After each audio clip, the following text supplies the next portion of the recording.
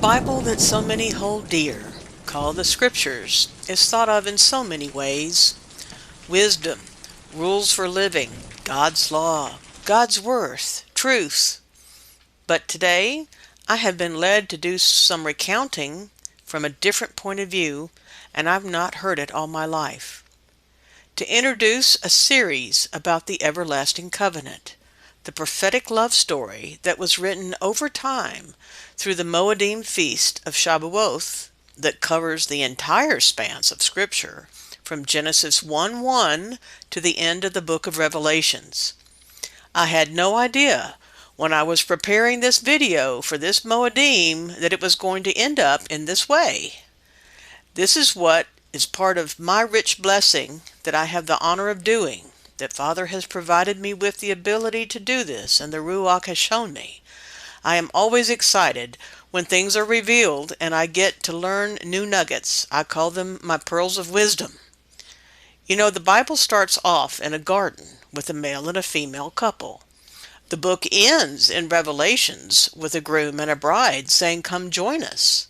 And there is a couple in the middle, set in the time frame of the harvesting of the wheat story, whose story includes redemption that leads to the birth of our Messiah, who bids us to come join him. You see, I've not even had to say many words, and already I've proved to you that from cover to cover, this book is a love story. But wait, it gets even better, and I have a lot more words to share. Because the Feast of Shabuoth is all about our saying "I do" to the covenant that makes us part of that family who goes home, who the love story was written for. This is the biggest and most important, in my opinion, Moedim of the entire year.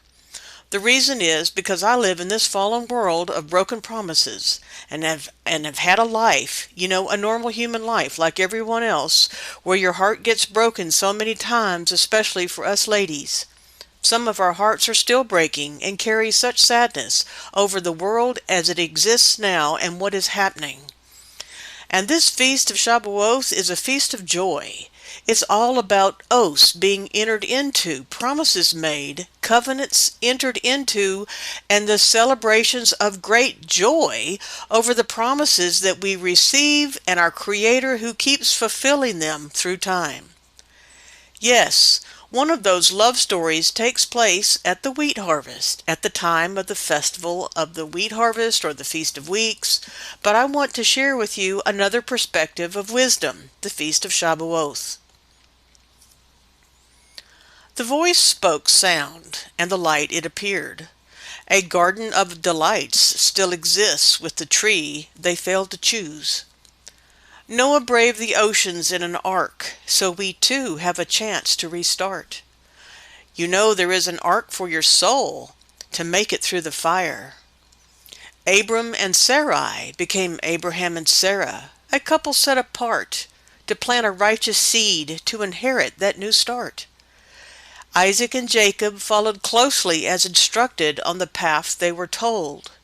And Moses was lifted out of the waters to head towards that promised land through many trials.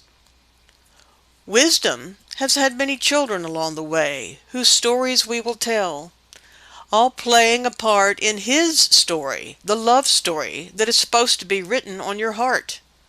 And once it is this story, once it's truly inside, you'll never be the same, because you'll belong, birthed into a new family of eternity, who all rejoice at this feast for all the reasons passed down.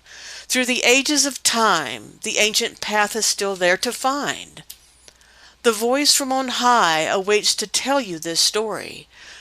That is what this Mikra is all for, to listen and say "I do," so that you are a party at the right wedding where the 2 loaves of bread is served with the new wine in the kingdom of light. You see, you have another Shabua to count yet again on this path, where the groom and the bride say "Come." You must abide in the set-apart teachings and abide in his love in order to have the groom's joy remain and Shabua become full. This love story is from wisdom who speaks from above, a special invitation to the branches of the most precious vine. From her heart overflowing from the well Abraham dug. Let's get started, shall we?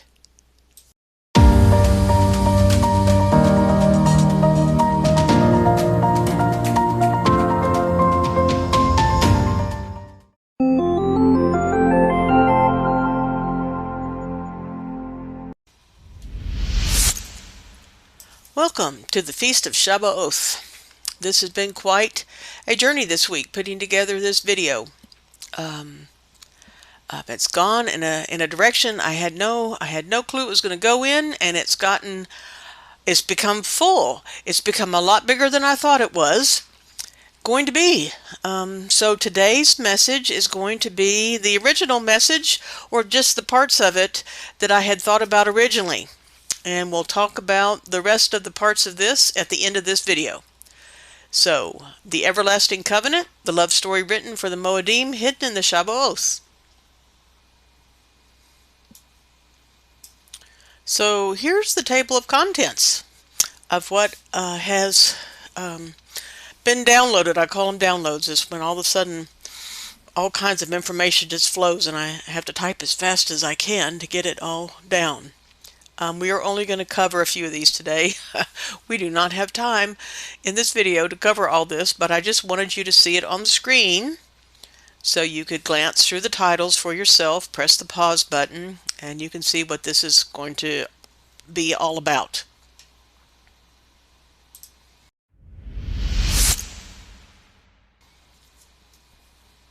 Okay, the first thing that we're going to cover is the basics that are usually passed on. These are the kinds of things that you will see on many teachings on this feast day, and I'm going to just quickly cover some of the basics. We put a lot of this information in our weekly episode. Here is the list, if you want it on this screen, for all the standard traditional readings that talk about this feast and keeping it. And so I've listed them here for you. I usually always go to Leviticus 23. It has, all the set-apart Moedim in it. And this festival or feast period is discussed in Leviticus 23, 15 through 22.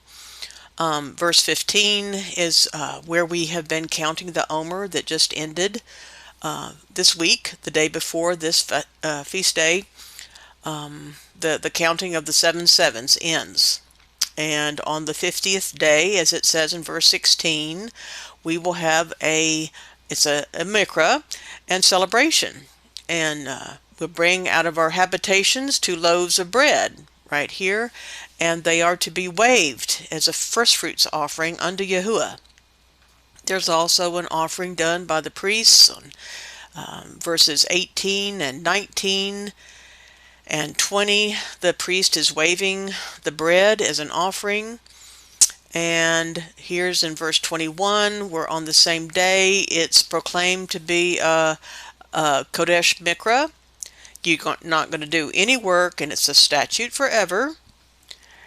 And it continues on in verse 22, because now the wheat harvest is going to start. And when you reap the wheat harvest of your land, you're supposed to leave some for people to glean, for the poor and the strangers. That's part of the instructions for this Kodesh Mikra. Here's another reading from Deuteronomy chapter 16, and it reminds us to bring a freewill offering to Yahuwah from our blessings at this festival. That's in verse 10. We're supposed to go rejoice with our sons and daughters, our manservants and maidservants, and the Levite that's within our gates, and the stranger, and the fatherless, and the widow that are among you in the place where Yahuwah has chosen to put his name. And you're supposed to remember that thou wast a bondman in Egypt, and that thou should observe and do these statutes. Now traditionally this festival was kept near Bethel at the Well of the Oak. Then once Moses brought in the tabernacle in the wilderness, it was kept at the tabernacle there, which was then placed in the time of Joshua at Shiloh. As times progressed, this moved to Jerusalem. And Deuteronomy 16:11 above, it's interesting to consider because usually it's taught that only men were required to go to Jerusalem, and yet this verse has everyone celebrating within thy gates. Did everybody go to Jerusalem, or did some celebrate at home with the Levites within their gates? These are just questions I have. Obviously, we get to the days of Yeshua, Jesus, and the Gospels, and it's recording that there are multitudes in Jerusalem celebrating to include the women disciples, so we know some women were there. Just some thoughts. The religion of Judaism has set traditions developed by the Pharisees and Sadducees. Their traditions became Rabbinic Judaism. That's something you can look up on the internet. And we're trying to discern based upon the entirety of the scriptures that we have available now for review. By this, I'm implying like the book of Jubilees that we include. So from an agricultural standpoint, this festival is just much like barley. Instead of a wave sheaf offering of barley being waved by the high priest in the temple of Jerusalem, now it's 2 loaves of wheat bread, and after this day and ceremony the people may begin the wheat harvest and bring their first fruits of labors to the Levites. And, like I said, Deuteronomy 16 above has the instructions for a freewill offering. So if you're joining us for the first time and are not familiar with Yahuwah's Moedim feasts, nor have kept them ever, please go to our playlists on our channel for the Moedim and watch them in order as the information that we give you builds one video upon another. It'll be more difficult for you to just jump into the middle. These feasts are more than just agricultural festivals, and that is my understanding of the set-apart path they represent. And you must start at the beginning with Pesach and unleavened bread.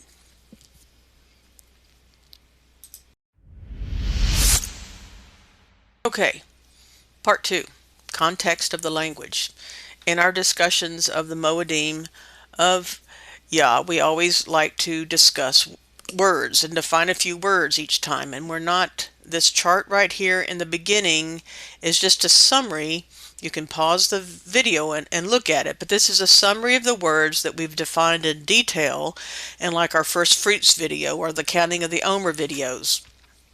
And these are words that will be used in the study of the Shabuoth, but we're not going to define them in detail right here. This chart is just here for your reference. But we do have some new words that we're going to look at.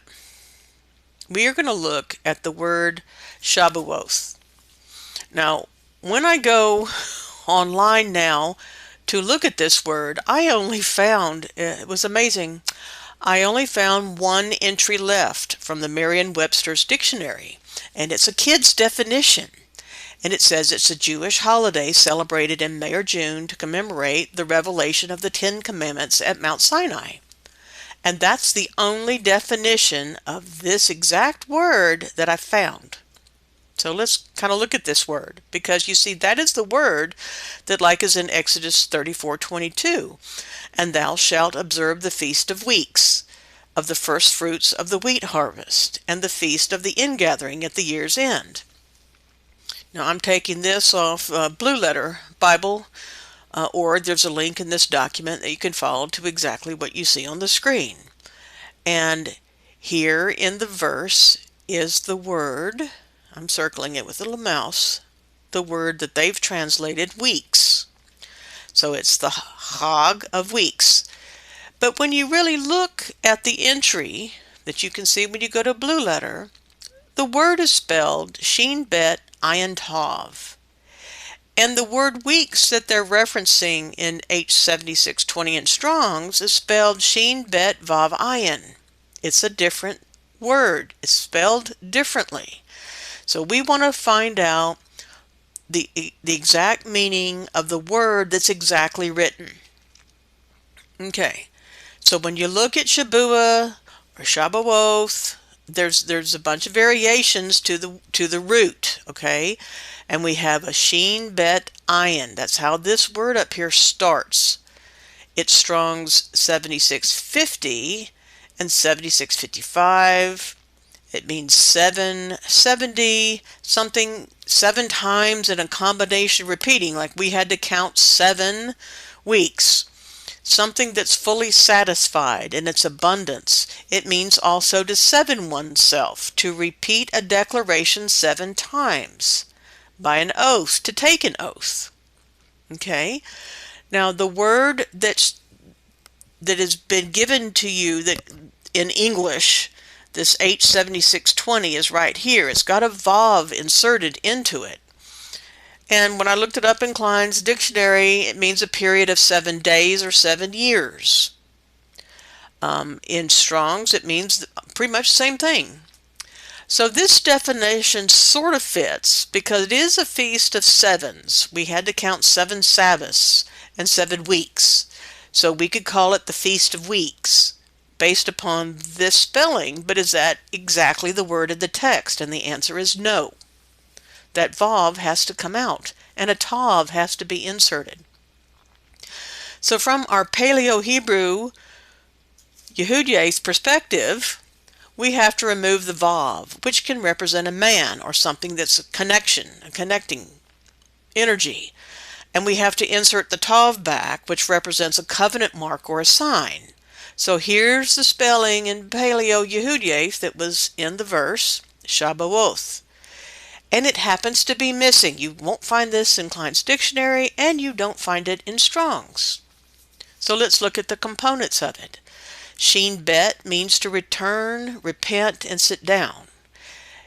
Shin bet tav, if you take the ayin out up here, you have the word Sabbath or Shabbat, where we cease to work and we're to be brought back. This is about the returning home. You'll be brought back. Now, how this word is different from Sabbath is it's got an ayin in it. And the ayin can represent eyes and seeing, bread and fruit. And an ayin tav, which is the last 2 letters here on the word, means an occurrence, a fortune, a season, a time of an event. So with my eyes, when I look at this word and what does it mean, I'd come up with titles for the feast like this: the Feast of the Covenant Returning, which is just what Abraham, Noah, and Enoch and others have all written about. The Feast of Seeing, the Feast of Bread and Fruit, the Feast of Receiving the Heavenly Bread. I really like that thought. The Feast of the Sevenfold Oaths, being fulfilled and making them. A feast of oaths from heaven. Okay.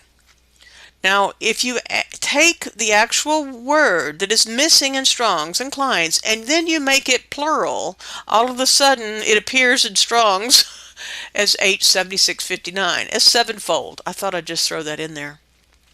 Now, let's look at something here, because the word for the Shabuoth shows up in Scripture in Micah 7:20. Thou wilt perform the truth to Jacob and the mercy to Abraham, which thou hast sworn unto our fathers from the days of old. Now, I happen to track some things myself, so that's how I know that this word is that word right there in Micah 7:20. So the same feast of the covenant returning, or the feast of the sevenfold oaths, or when oaths are made, is this word right here. And it refers to something from our fathers from the days of old. Let's go take this days of old word and see where it shows up. Isaiah 46:10, declaring the end from the beginning and from ancient times, the things that are not yet done, saying, my counsel shall stand, and I will do all my pleasure. So some beginning from ancient times is related to things that we're going back in time to when things were sworn to Abraham, Isaac, and Jacob, or before. Let's look at Isaiah 44:6-8. Thus saith Yahuwah, the king of Yasharel, and his redeemer, Yahuwah of hosts, Sabaoth, I am the first, and I am the last, and besides me there is no Elohim. And who as I shall call, and shall declare it, and set it in order for me, since I appointed the ancient people? And the things that are coming and shall come, let them show them unto them. Fear ye not, neither be afraid, for I have told thee from that time, and have declared it. Ye are even my witnesses. Is there an Elohim besides me? Yea, there is no El, I know not any. So there was an ancient people in ancient times who knew about the end from the beginning, and things were sworn to them. This Shabuoth word. I just want you to remember this as we continue through all the sections of this storytelling.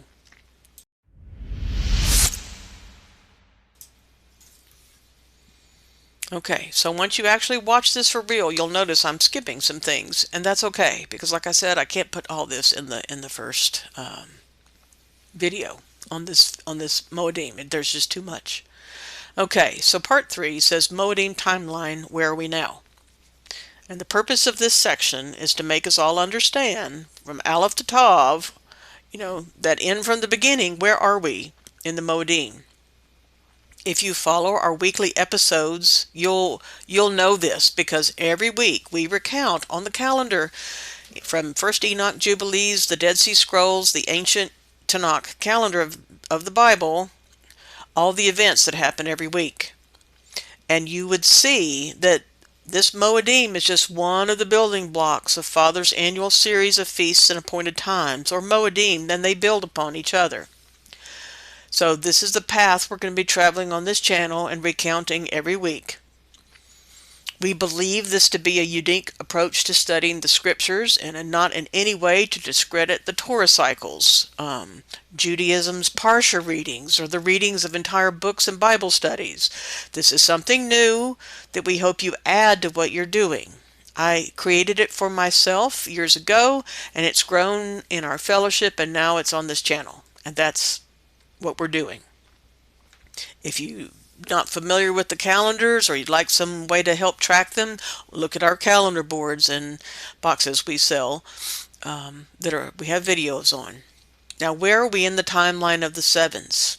Okay, some of the events that I'm going to show you here are from the book of Jubilees or Enoch or the Dead Sea Scrolls, and they're not necessarily in like the listing of events in Leviticus. Okay, we work outside the traditional box with other books that we esteem. So on month 1, day 1 is an affirmation of relationship and a New Year celebration. We see people calling out to Yahuwah as their sovereign. There's a direct appeal for salvation on this day. This tabernacle is set up, and it's the day, it starts the 7-day ordination of priests. The next set apart Moed that we see is on the 14th of the first month. It's Pesach. We have protection of the firstborn of Israel by the Lamb of Elohim. And then 7 days after that Abraham called the Festival of Joy. And Moses, in his day and time, it became known as unleavened bread. It's about deliverance from bondage and oppression, leaving spiritual darkness to be born new. The kinsman redeemer is setting you free. Time to feast on truth, free of leaven. Both the birth of the nation of Yasharel and your own personal celebration and your own lifetime of deliverance and salvation. The tares are still growing with the wheat. Then we get to the 26th day, and the feast, first fruits of barley, and the counting of the Omer begins, which just ended. We have offerings begin once Joshua takes the people into the promised land. We have an honoring of Yahuwah with the first fruits of the land. The barley can grow in harsh circumstances and drought, and Yahuwah wants his people to experience some harsh circumstances so they'll have compassion for others. Go into our video on research tip number 2 about rightly dividing the word to see this. There's a sanctification process of the firstborn so that they're protected, because the firstborn have the most responsibility, and they're the first targets of Hasatan to ruin families. Okay, in the second month, on the 14th day, is the second Pesach. On the third month, on the 14th day, the counting the Omer ends. This is the last of the 7 Sabbaths to be counted. And here we are in this video on the 15th, the Feast of Shabuoth, that people call the Feast of Weeks, or Pentecost even. And that's what this video is about right here. What comes next is going to be another 7 by 7 count, another counting of 49 days from the 15th day to the 2nd day of the 5th month. In the parable of the vineyard, this is the time of the reaping of the wheat and the tares. They're being separated during this time frame. Okay, the next Moedim that we'll talk about is the Feast of New Wine. And this will be studied once we get there. It's alluded to in Scripture because of the giving of the first fruits of all the crops, which included the wine, and this is listed in the Temple Scrolls and information in the Dead Sea Scroll texts. I'll read this briefly for anyone who is new and joining us. I think I put it in the last Moedim PDF file, but my personal opinion, developed over 9 years of experiencing this cycle each year, is that at the time that I begin afresh the cycle, it's like a spiral where every year I'm doing the same things but from a different elevated perspective. It really is like it expands and it grows, and I learn stuff every new year, kind of like a tree that's growing. You want to be the tree of righteousness that's planted? Well, trees don't just poof, become 50 foot tall overnight. They grow. And walking on this path and celebrating the Moedim is like just growing rings on your tree. You're growing every year. So we start our spiritual journey in life on the first day of the year, crying out for deliverance and protection on month 1, day 1, to our Father, who then summons us officially, calls us to his Kodesh Mikra, his holy convocations, his official appointed times to join his Moed, or congregation, and learn, grow, receive sunshine, that light, rain, and his word in purity, all put in agricultural metaphor. The counsel of our loving Elohim to raise us up as children of light, who are these mentioned at the end of his book, Revelation 22:14. Blessed are they that do his commandments, that they may have the right to the tree of life, and may enter in through the gates into the city. So see, this is the plan. This is a love story in Scripture from start to finish. These Moedim are part of that love story. And it's the ancient path to walk on. And it's the path often ignored, disdained, forgotten, misunderstood, or even twisted by some.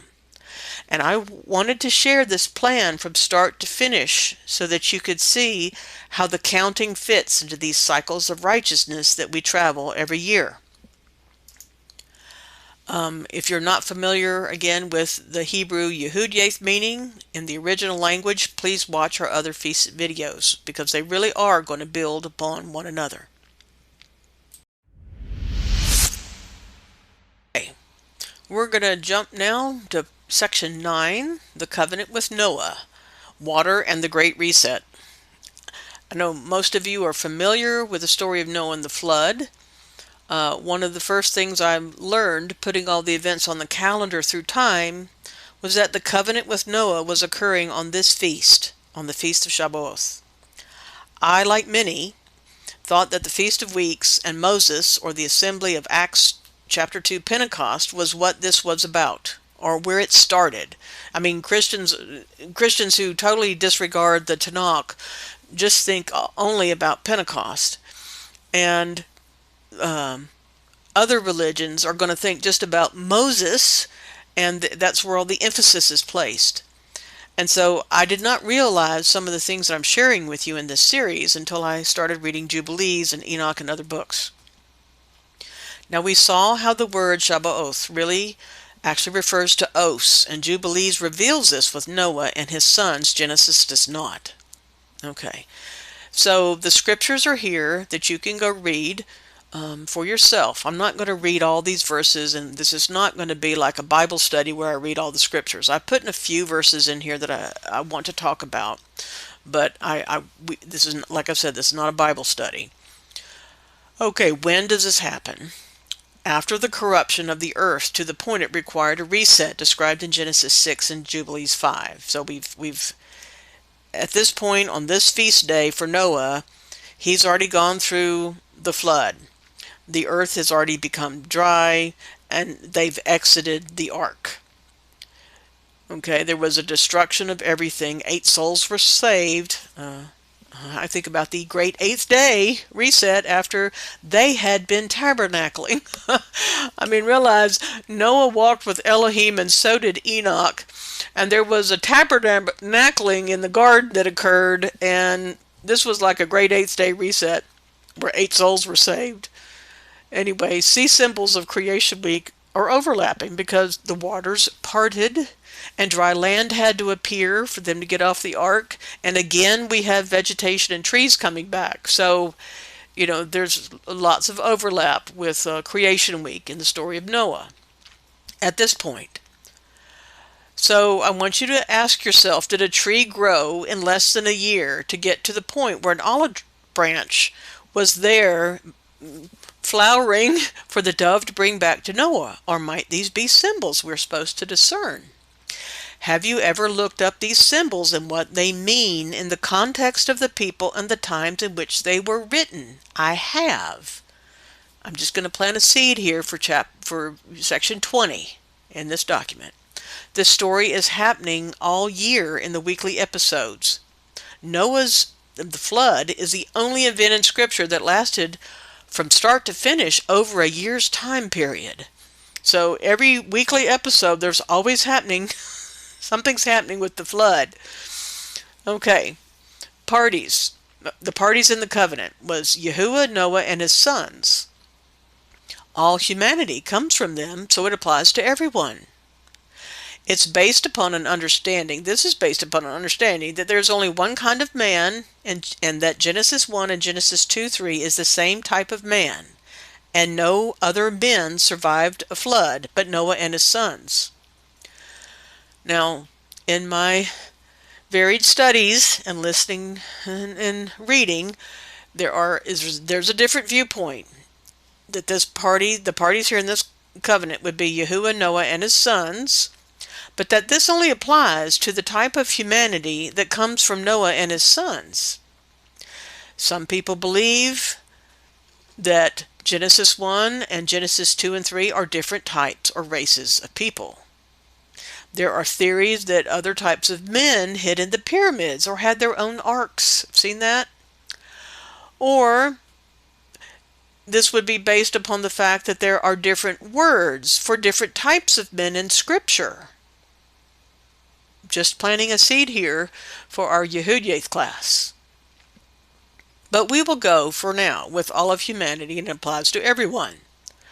Notice how Yahuwah is speaking to the males and not the women. The wives are not receiving the instruction nor making the agreements, but suffer the consequences of the males' actions. Is the emphasis on males because they're more warlike or controlling in nature? They hunt, kill, and can go astray into murder more easily and statistically than women, because there's a big difference in the behavior of the sexes statistically. Yahuwah does not want to see a repeat of humanity going astray like it did prior to the flood. Now, the type of covenant. Genesis is going to give you the impression that it's a grant covenant, which means that the God or the greater power that has the power and the goods is just giving something to someone. That's the impression you get in Genesis. But in Jubilees, you get an understanding that it's conditional. Like the one in Eden, if you fail to follow the covenant guidelines, you will lose what is granted, and it affects human life and all of creation. So there is an oath being taken associated with this covenant in the book of Jubilees. We're on the feast of Shabuoth.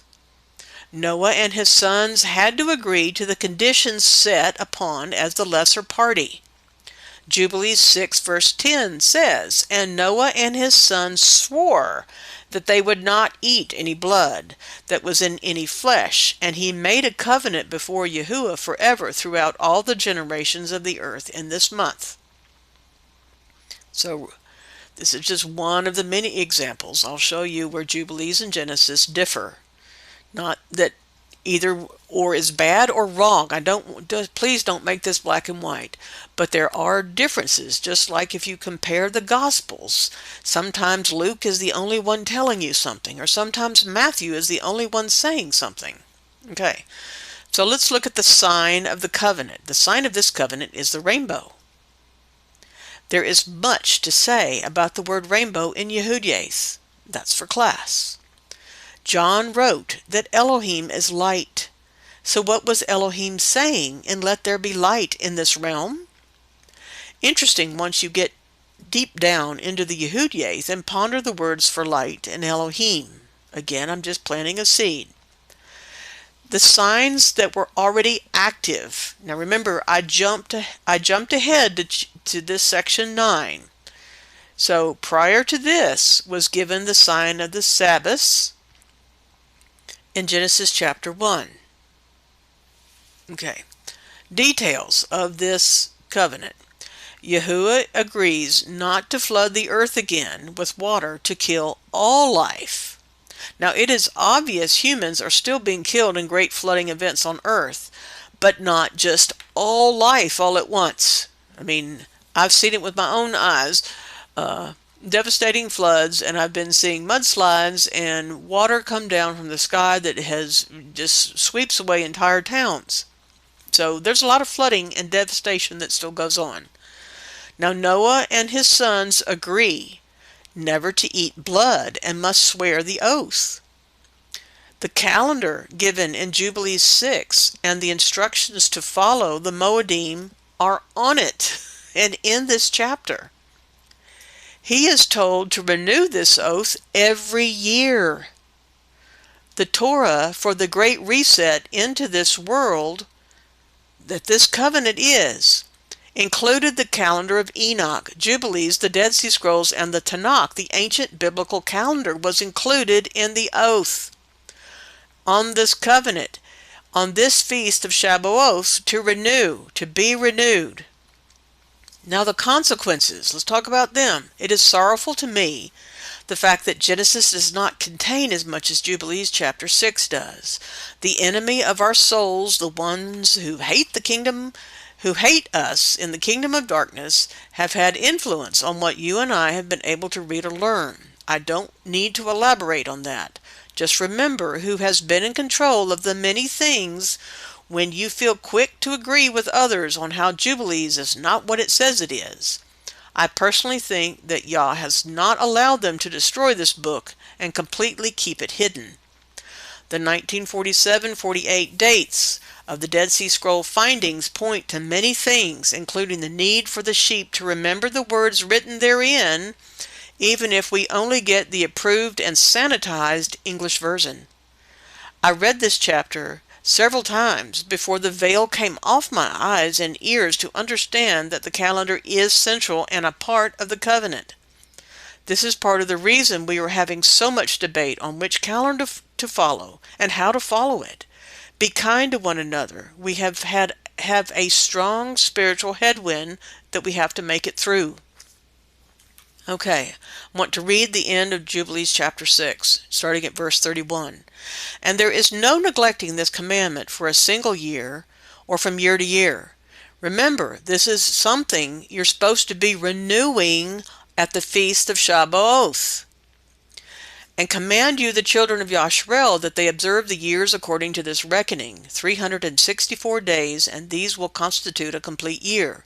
And they will not disturb its time from the days and from its feasts, for everything will fall out in them according to their testimony, and they will not leave out any day nor disturb any feasts. But if they do neglect and do not observe them according to his commandment, then they will disturb all their seasons, and their years will be dislodged from this order, and they will disturb the seasons, and the years will be dislodged, and they will neglect their ordinances. And all the children of Yasharel will forget, and will not find the paths of the years, and will forget the new months, and seasons, and Sabbaths, and they will go wrong as to all the order of the years. For I know from henceforth will I declare it unto you, and it is not of my own devising, for the book is written before me, and on the heavenly tablets the division of days is ordained, lest they forget the feasts of the covenant, and walk according to the feast of the Gentiles, after their error and after their ignorance. For there will be those who assuredly make observations of the moon, how it disturbs the seasons, and comes in from year to year 10 days too soon. And for this reason the years will come upon them, when they will disturb the order, and make an abominable day the day of testimony, and an unclean day a feast day, and they will confound all the days, the Kodesh and the unclean with the Kodesh, for they will all go wrong as to the months and the Sabbaths and the feasts and the Jubilees. For this reason I command and testify to you, that you may testify to them. The angel's talking to Moses. Moses is to give these instructions at Sinai. For after your death, your children will disturb them, so that they will not make the year 364 days only. And for this reason they will go wrong as to the new months and the seasons of Sabbaths and festivals, and they will eat all kinds of blood with all kinds of flesh. Noah and his sons even suffer the consequences in their own lifetime, the lifetime of Noah, if you study Jubilees 7. Noah prays for deliverance for his kids, not for himself and his grandchildren, because they're dying from plagues of evil spirits attacking them. You see, this stuff in Jubilees chapter 6 wasn't all followed through. It wasn't. They didn't obey it all. His sons all went astray. Read Jubilees chapter 10. Notice we have seen flooding disasters, like I said earlier, in all kinds of countries, tsunamis, everything. When James was making a decision in Acts 15 about how they were going to have fellowship with the Gentiles, the requirements he gave were out of this covenant, all about blood.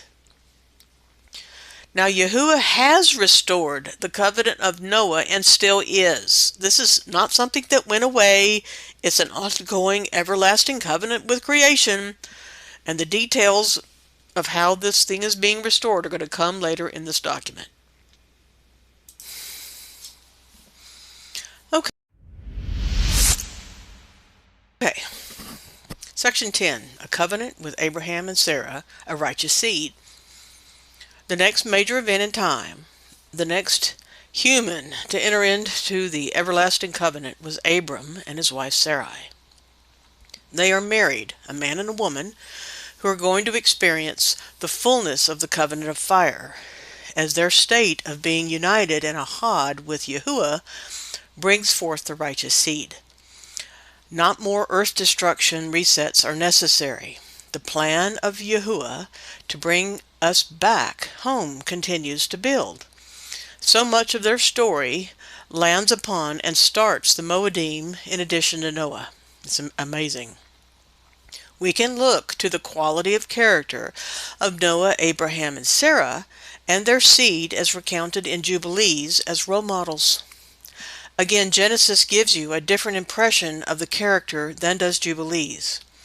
I mention this because we are discussing those who establish through covenant the very feasts of Yahuwah, the ones who have revealed and walked the Moedim through time. Their Shem, their names, their reputations matter.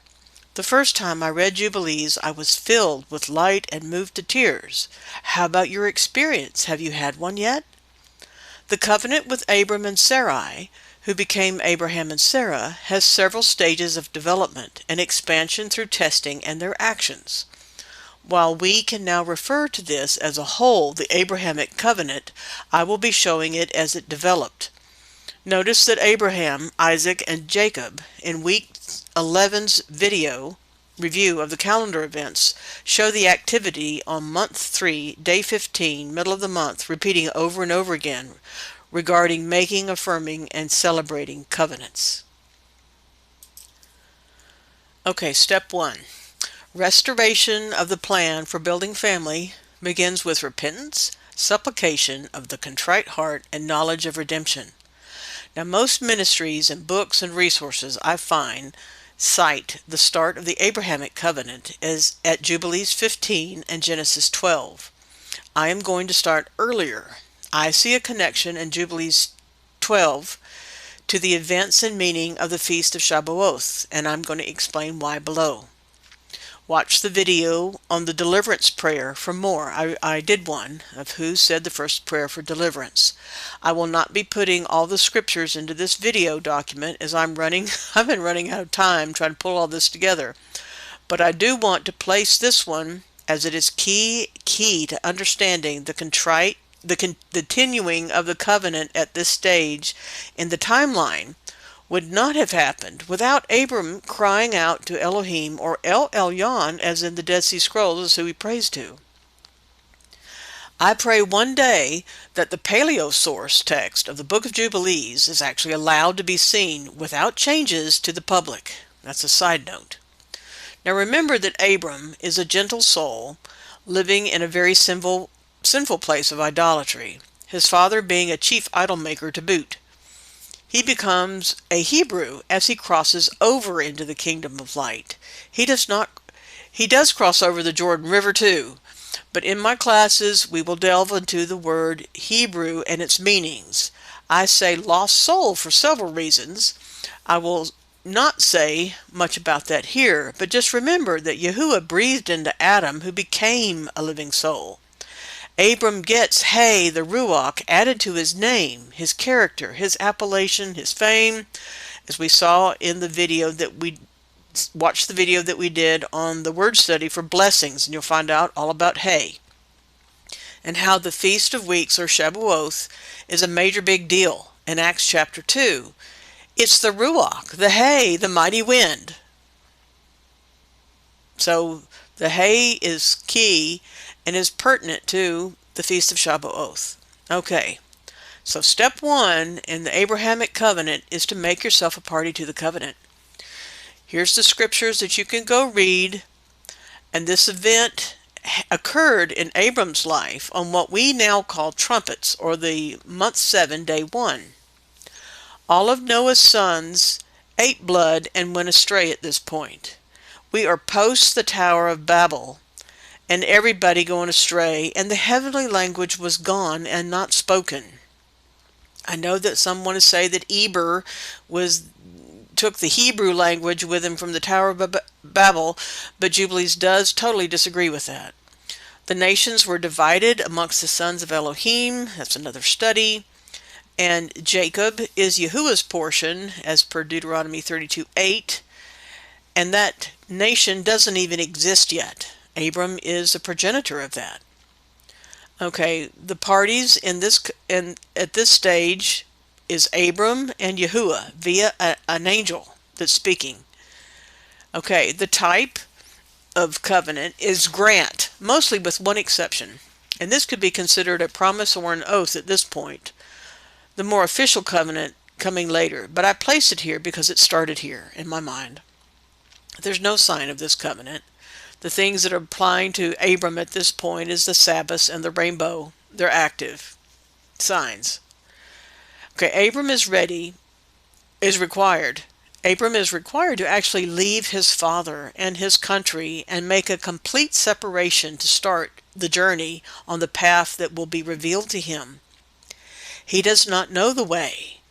He is in complete trust of Yahuwah to reveal everything. So were the Israelites of the Exodus with Moses going into the wilderness. They had no idea of what, where, how, or anything. And Abram is in that. He's the head.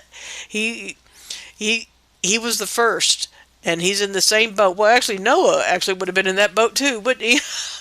No idea what's going to happen when the waters part, and he finally sees dry land. So Abram's being told, his part of this agreement is he's got to leave his father's house. He's got to leave everything behind. So this is the reset for Yah's plans get to continue through Abram, as he is the first one praying like Noah did for deliverance of the seed, and Abram prays also for himself to be delivered. He had rejected the idolatry in his father's idols, and Jubilees only is the one you see this in. because Abraham prays to be delivered from his own wickedness, the iniquity that he knew existed even within him. Okay, the consequences. He understood, even before learning to read, that his seed was going to suffer the consequences of destruction from the evil spirits of wickedness. He knew that when he was making this prayer. Please watch our video. Okay, there were 9 promises made to Abram on this day after he said his prayer. Okay, and if you think about Yahuwah, who needs to restart a family, then he's got to have a land to do that for his people to live in. So promise number 1, I will show you the land. I shall make you a great and numerous nation. I will bless you. I will make your name great. You shall be blessed in the earth. In you shall all families of the earth be blessed. I will bless them that bless you. I will curse them that curse you. I will be a sovereign ruler to you and your son, and to your son's sons, and to all your seed. Fear not. From henceforth unto all generations of the earth, I am Yahuwah, your sovereign ruler. You will see these things being repeated with Yasharel in the time of Moses and with King David. The promises to restore. So the promise of having Yahuwah be the sovereign ruler, just as he was in the Garden of Eden, is being restored. This is part of the process. Some want to place the Garden of Eden all over the earth in various locations, but if we go with it was in the vicinity of modern-day Israel, and the greater area shown to Abram in latter chapters with the maps that we have, then Abram is being promised Eden. The land was called Eden, and there was a garden in Eden. His future seed have many visions here of heavenly ladders and of the heavens, so might Eden be in another dimension? Just a seed thought. And what was step 1? What was step 1? Here's all the promises that Abraham is receiving because of his commitment to Yahuwah and saying, please deliver me. And what was the very first thing that Abraham was required to do that Yahuwah said is going to happen? Because this wasn't Abram's idea. The first thing that happens is not him leaving his father's house, not packing up or anything. That comes 6 months later. His journey starts later. He is going to receive the word implanted into his inner being. That is step number 1. What do his future seed do? On the feast of Shabuoth, down through time, who have the implanted word directly from Yahushua's mouth. Okay, remember, all those people in Acts chapter 2 had the word implanted in them. They are restored to the voice that comes from the mighty rushing wind, the Ruach HaKodesh. So in verse 25, it says, and Yahuwah El Shaddai said, open his mouth and his ears, that he may hear and speak with his mouth. So the first thing he is taught is the language, how to read, and goes through the books passed down to him from Enoch and Noah. You can read Jubilees 21:10 for confirmation. The understanding of the Levitical system goes way, way back. Now he understands the ancient plans, the covenant. We believe he is reading the book of Enoch, or parts thereof, plus others we don't even know about. Now you understand why we find Abram following, as much as Jubilees discloses to us, the set-apart Moedim. He was taught and understood during these 6 months the covenant from creation, Eden, Noah. It's all being restored to him. Now this is just a seed. Many will debate this, but not all. Many agree. So take this or leave it, but please do not take offense. This is my video, my journey, and sharing what I have seen and learned. This could be so completely new to your ears. If this creates too much cognitive dissonance for you, pray. Either our channel is something that you will water you, or it will not. If you leave, we take no offense and pray you go in shalom. The Ruach of Father is in charge here, not us in any fashion. Many of us since have come to an understanding through diligent study and experience that El Shaddai, as the feminine of Elohim, the Ruach HaKodesh. Ever ponder where mother tongue comes from? I have. Many verses in several books refer to the voice of Shaddai being heard in the heavenly tabernacle.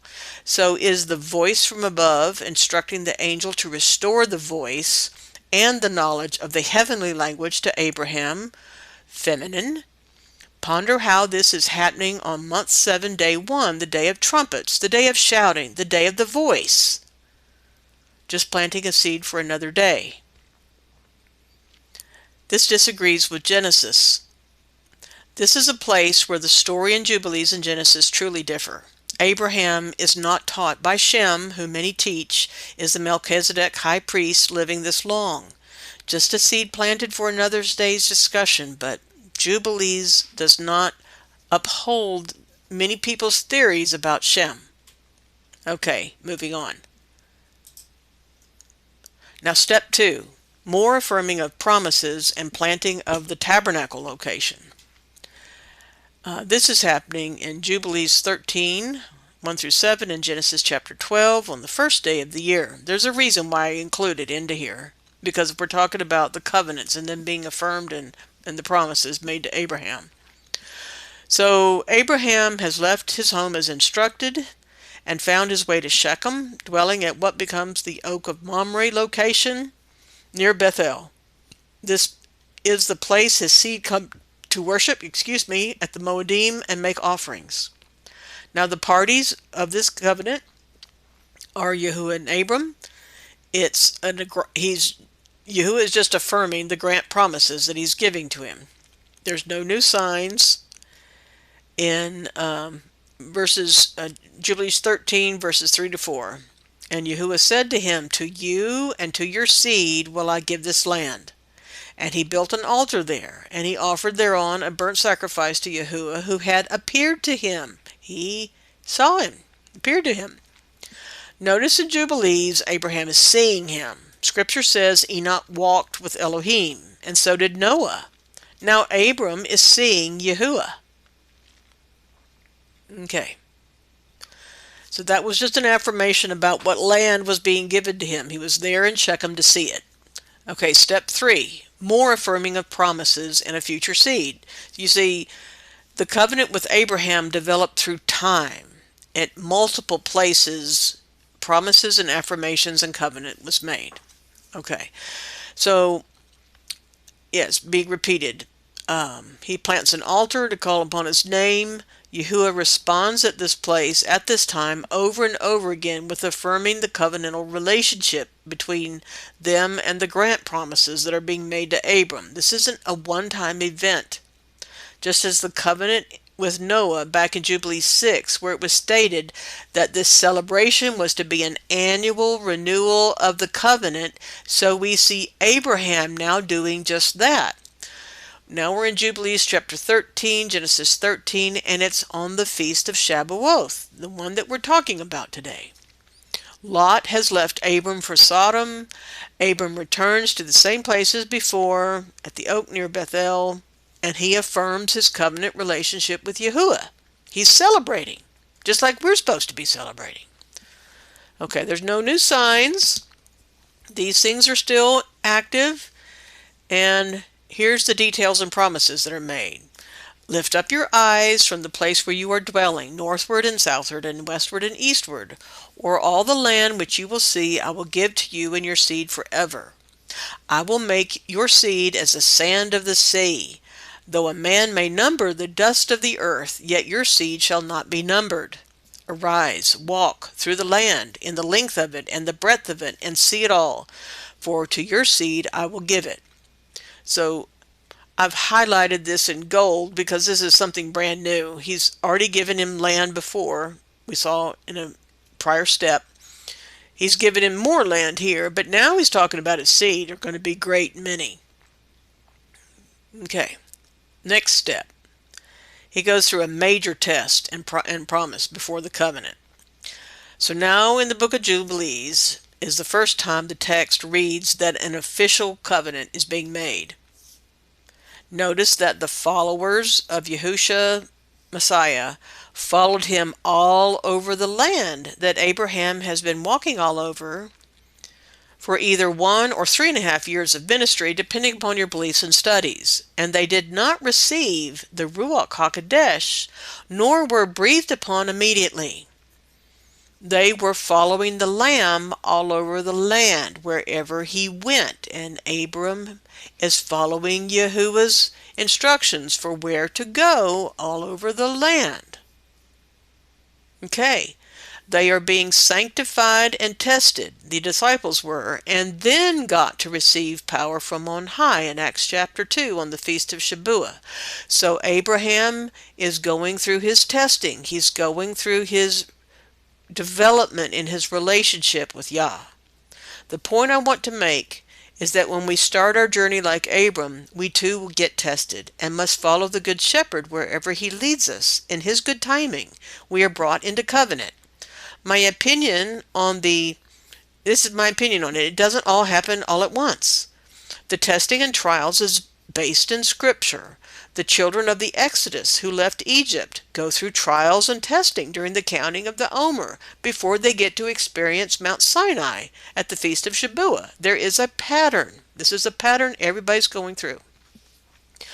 So we're now at Jubilees 14, which contains 2 events with feast timing, and Genesis 15, which reads as just one big event, but Jubilees does separate it out, so you see the timing of the feast and the test. Okay, the test comes at the beginning of the 3rd month in chapter 14, which we now know we would call that during the counting of the Omer.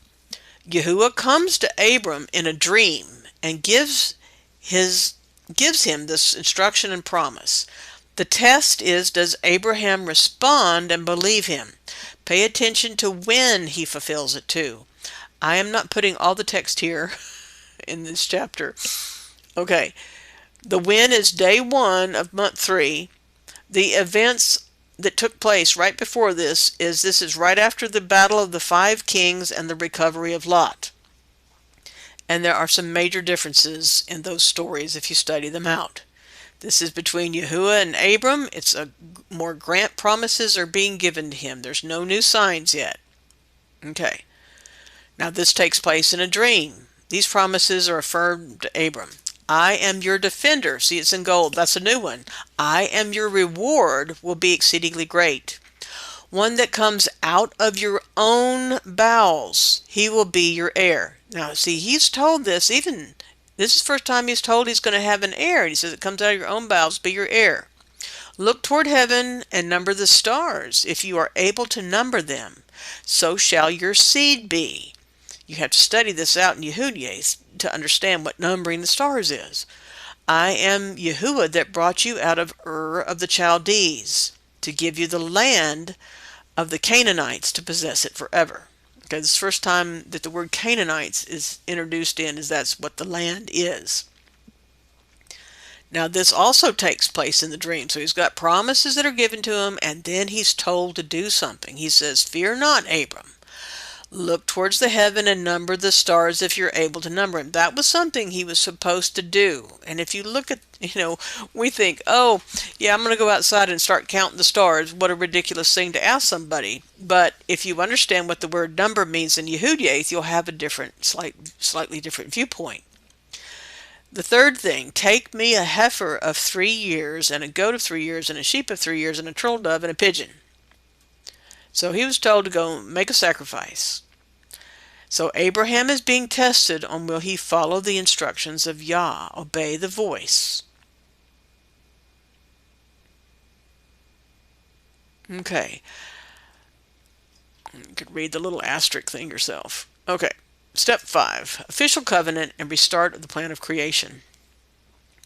So now in the book of Jubilees is the first time that it reads it's an official covenant.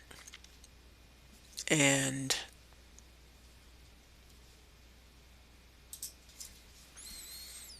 okay, here we are at the second part of this 2-part thing in Jubilees.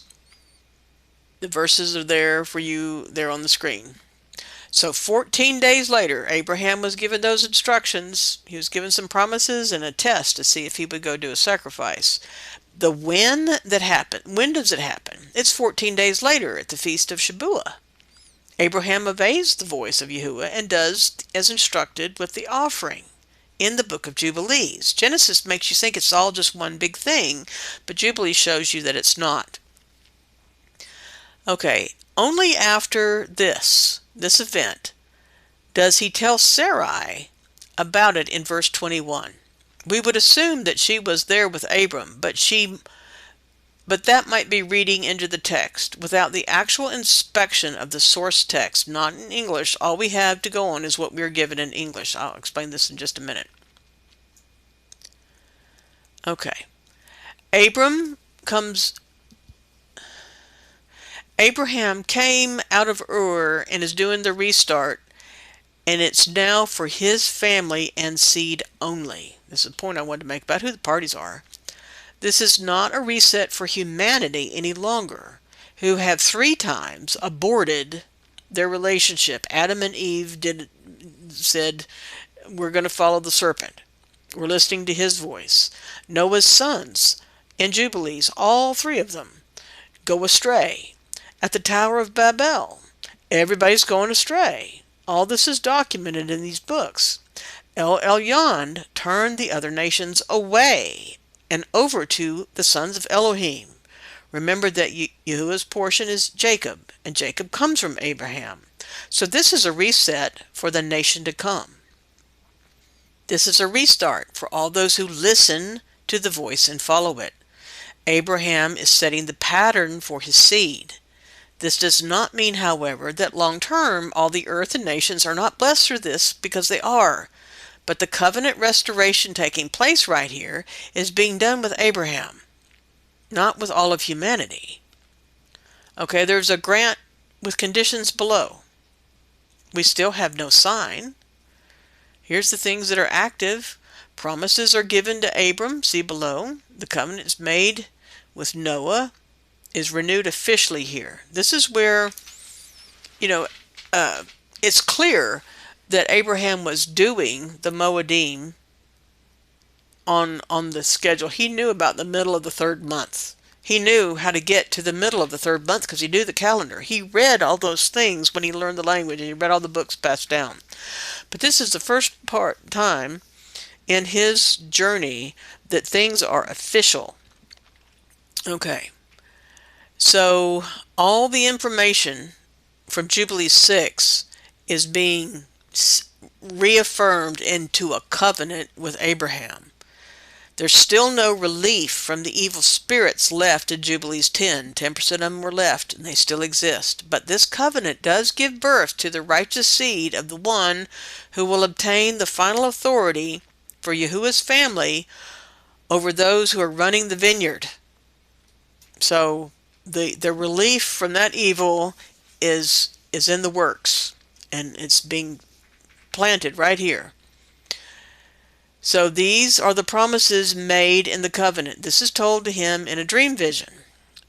Know of a surety that your seed shall be a stranger in a land that is not theirs, and they shall bring them into bondage and afflict them 400 years. And the nation also to whom they will be in bondage will I judge, and after that they shall come forth thence with much substance.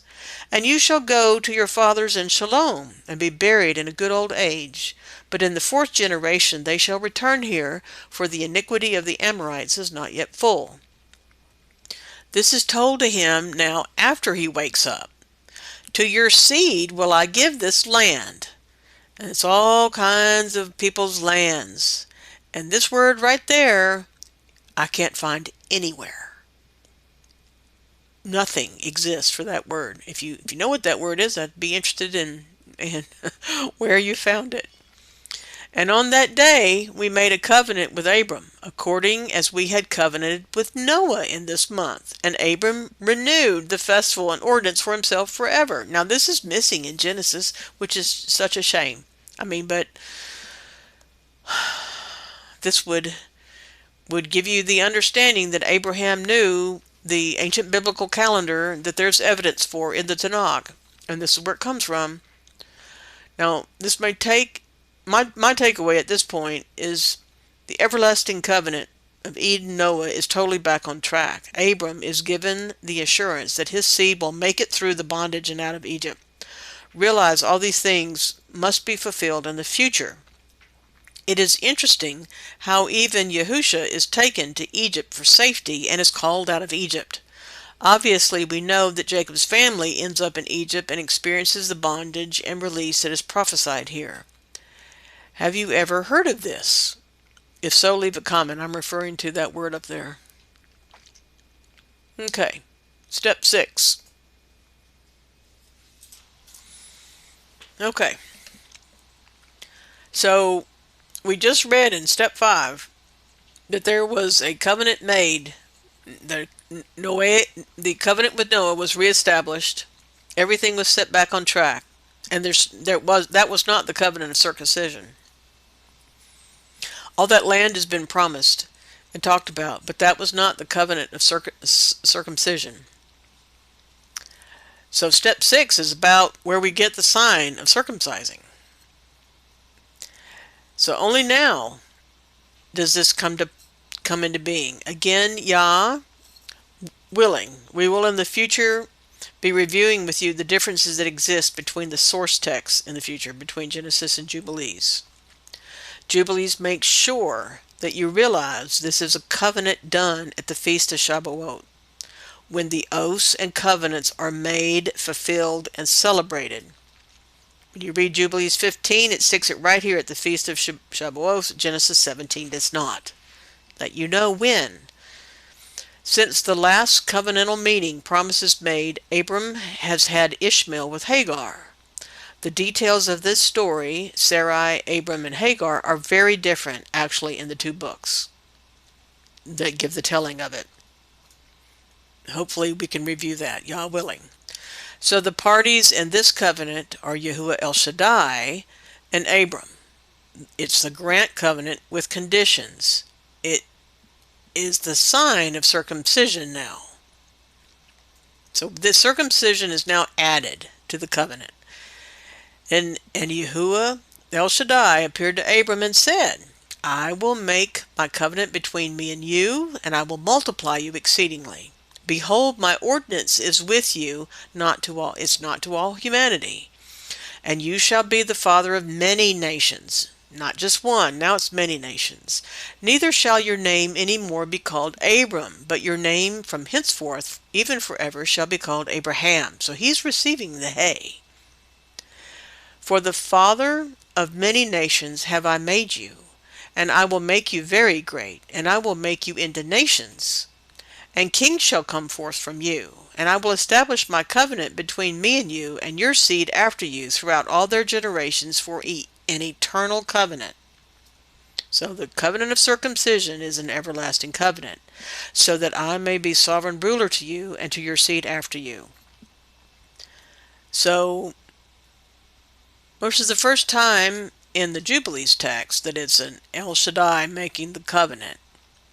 And there are new things here in gold highlighted that I don't see in the ones before. And the land where you have been a sojourner, the land of Canaan, that you may possess it forever. See, that's not new. That was told before, and I will be their sovereign ruler. That's not new. Okay. Approve yourself before me. These are the conditions on Abram. Approve yourself before me and be you perfect. This is part of get sanctified and be holy as I am. Keep my covenant, you and your seed after you. Circumcise every male among you, and circumcise your foreskins, and it shall be a token of an eternal covenant between me and you.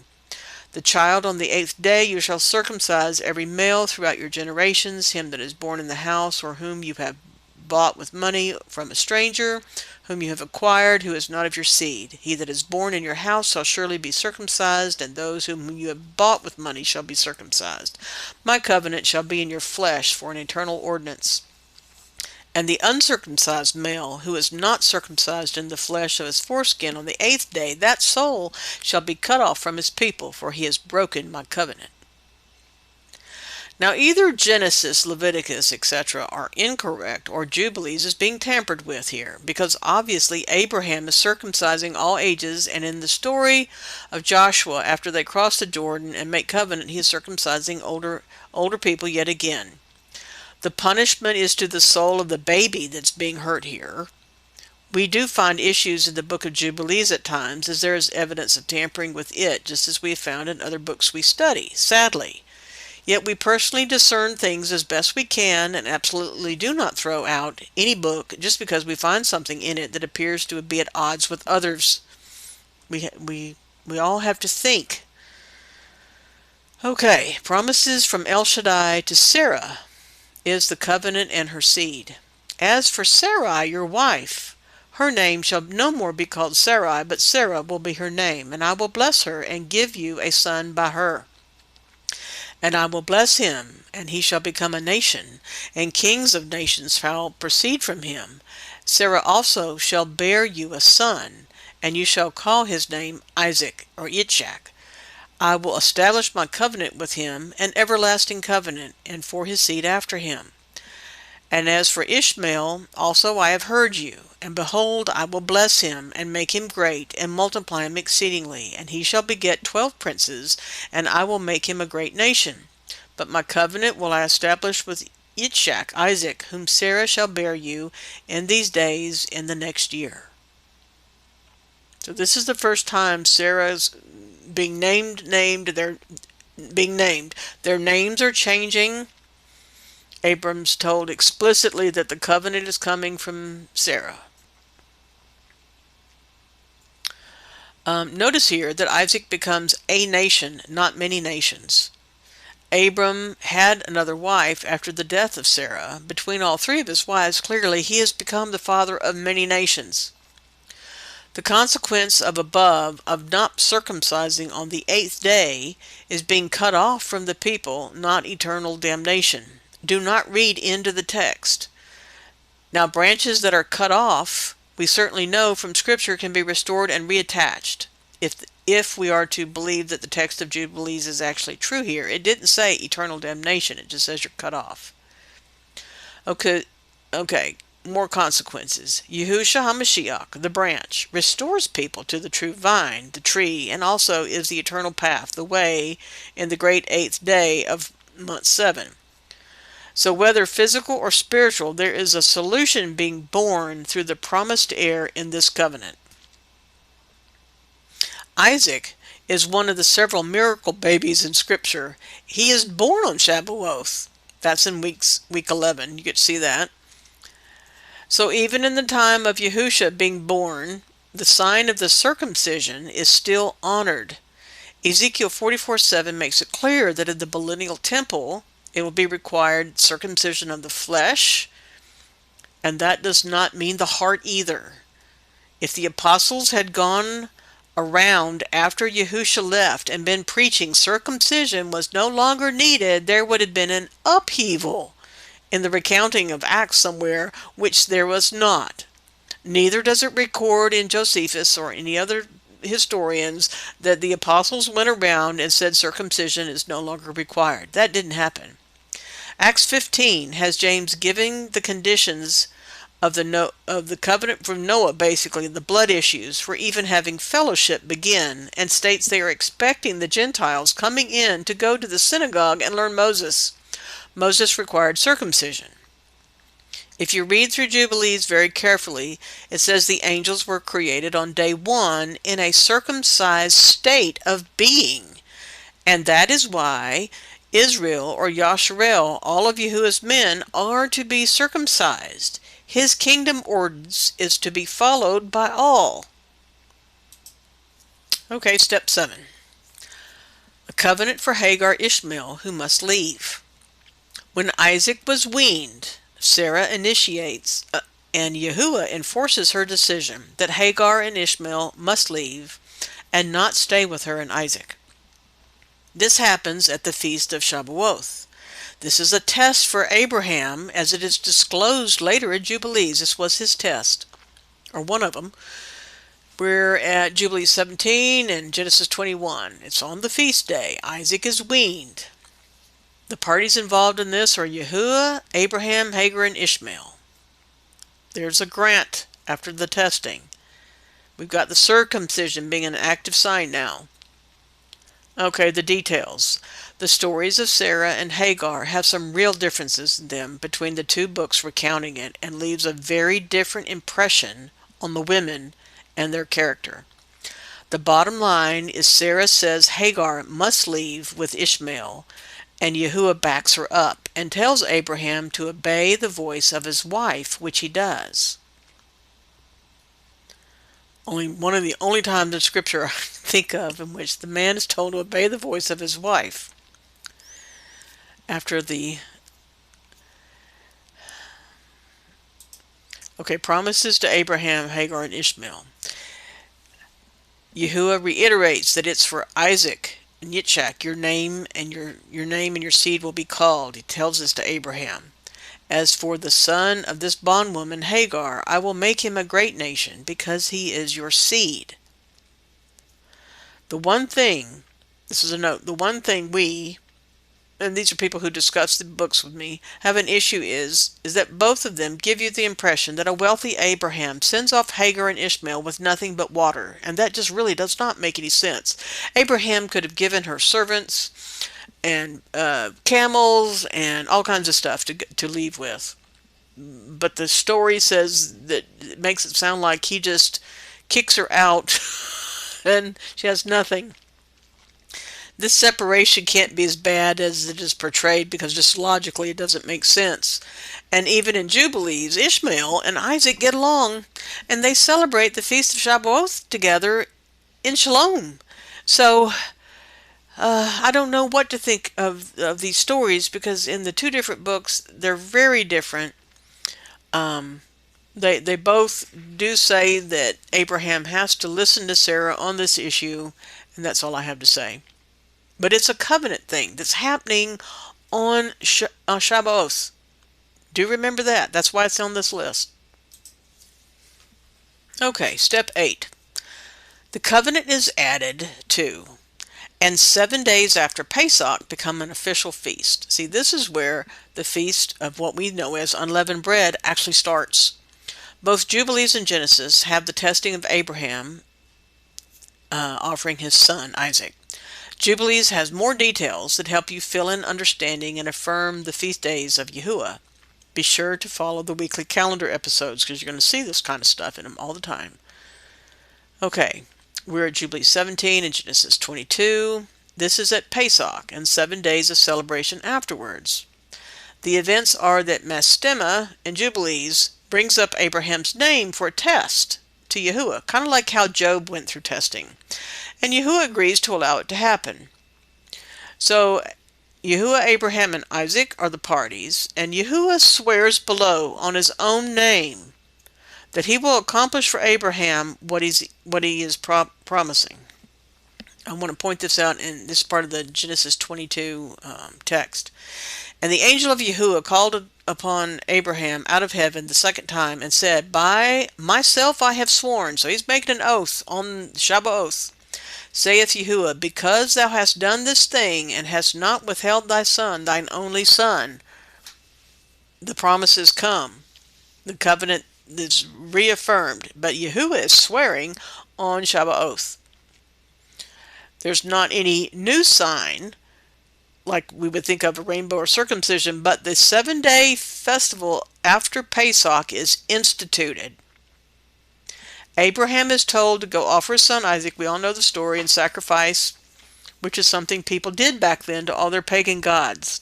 The big thing that I note in this story is always this, Jubilees 18:4.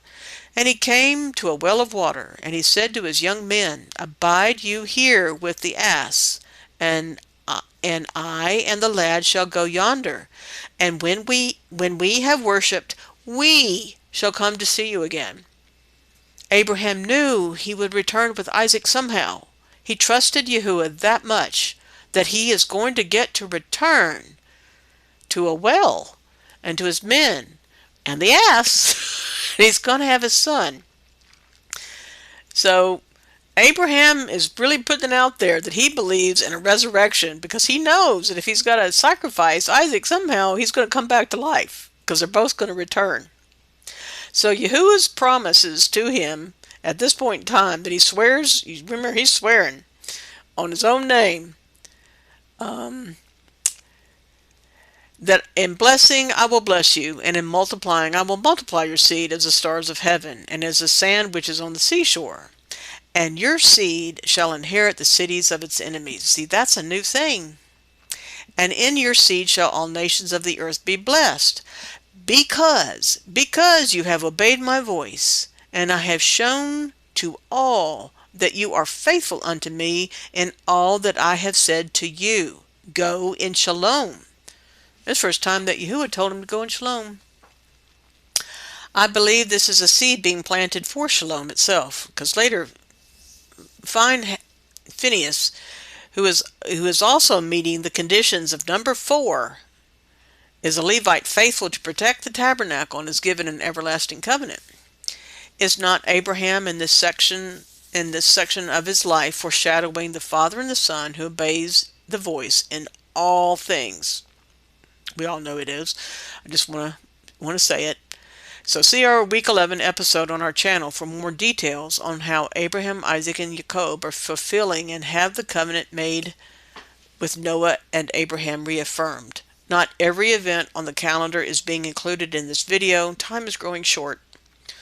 Some of the highlights. At this same feast of Shabuoth, Isaac is born as the heir promised, and that promise is fulfilled. Abraham gets to celebrate one last time and gives a blessing to all his sons and then just to Isaac. Rebekah is baking cakes for Abraham before he dies. Think about the 2 loaves of bread. The multiple nature of things, the 2, makes me think to the 2 loaves being prescribed in the days of Moses. Okay, because that carries through into the instructions in Leviticus. So in chapter 18, at yet another feast of Shabuoth celebration, dwelling at the well of the oath is related to Shabuoth and Yehudiath, this 7 days.